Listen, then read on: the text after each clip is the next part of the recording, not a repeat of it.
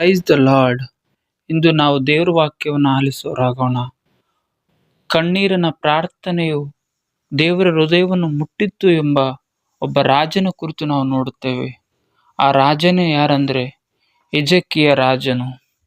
ಆತನು ತನ್ನ ಜೀವನ ಅತಿ ಕಷ್ಟದ ಕ್ಷಣದಲ್ಲಿ ದೇವರನ್ನು ಪ್ರಾರ್ಥಿಸುತ್ತಾನೆ. ಅವನು ಈ ತರ ಹೇಳುತ್ತಾನೆ, ಸರ್ವೇಶ್ವರ, ನಾನು ಶ್ರದ್ಧೆಯಿಂದಲೂ ಪ್ರಾಮಾಣಿಕತೆಯಿಂದಲೂ ನಡೆದುಕೊಂಡಿದ್ದೇನೆ. ಈ ಮಾತು ಸಾಮಾನ್ಯ ಪ್ರಾರ್ಥನೆ ಅಲ್ಲ, ಇದು ಹೃದಯವ ಅಳಿಲು, ಇದು ನೋವಿನಿಂದ ತುಂಬಿದ ಮಾತು, ಇದು ಕಣ್ಣೀರಿನ ಪ್ರಾರ್ಥನೆಯಾಗಿದೆ.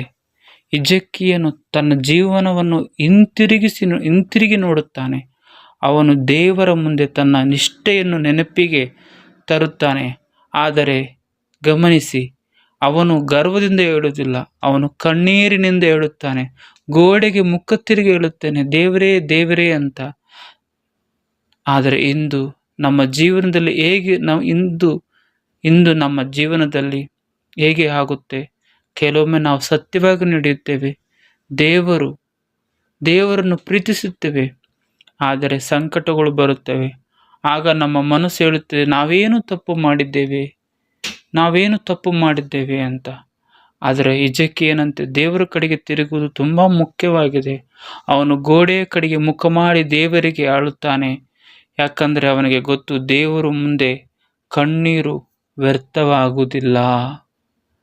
ಬೈಬಲಲ್ಲಿ ಹೇಳುತ್ತೆ, ದೇವರು ನಮ್ಮ ಕಣ್ಣೀರುಗಳನ್ನು ನೋಡುತ್ತಾನೆ, ಕೇಳುತ್ತಾನೆ, ಪ್ರತಿಕ್ರಿಯಿಸುತ್ತಾನೆ ಅಂತ. ಕಣ್ಣೀರಿನ ಪ್ರಾರ್ಥನೆಗೆ ಶಕ್ತಿ ಇದೆ. ಮಾತುಗಳು ಬರಲಾಗಲು ಕಣ್ಣೀರು ದೇವರಿಗೆ ಮಾತನಾಡುತ್ತವೆ. ಹಿಜ್ಕೀಯನ ಪ್ರಾರ್ಥನೆ ದೇವರ ಹೃದಯವನ್ನು ಮುಟ್ಟಿತ್ತು. ದೇವರು ಅವನ ಜೀವನಕ್ಕೆ ಇನ್ನೂ ವರ್ಷಗಳನ್ನು ಸೇರಿಸಿದನು. ಇದು ನಮಗೆ ಏನು ಕಲಿಸುತ್ತೆ ಅಂದರೆ, ದೇವರು ನಮ್ಮ ಪ್ರಾಮಾಣಿಕತೆಯನ್ನು ನೋಡುತ್ತಾನೆ. ದೇವರು ನಮ್ಮ ಕಣ್ಣೀರನ್ನು ಮೌಲ್ಯಪಡಿಸುತ್ತಾನೆ. ದೇವರು ನಮ್ಮ ಪ್ರಾರ್ಥನೆಗೆ ಉತ್ತರಿಸುತ್ತಾನೆ. ಇಂದು ನೀವು ಯಾವ ಪರಿಸ್ಥಿತಿಯಲ್ಲಿದ್ದೀರೋ, ನೋವಿನಲ್ಲಿದ್ದೀರೋ, ಭಯದಲ್ಲಿದ್ದೀರೋ, ಅನ್ಯಾಯದಿಂದ ಅನುಭವಿಸುತ್ತಿದ್ದರೋ, ಹಾಗಾದರೆ ಹಿಜ್ಕೀಯನಂತೆ ದೇವರಿಗೆ ಪ್ರಾರ್ಥನೆ ಮಾಡಿ ನಿಮ್ಮ ಹೃದಯವನ್ನು ಸಂಪೂರ್ಣವಾಗಿ ಅವನ ಮುಂದೆ ಇಡಿ. ಅವನಿಗೆ ನಾಟಕ ಬೇಡ, ನಿಜವಾದ ಹೃದಯ ಬೇಕು.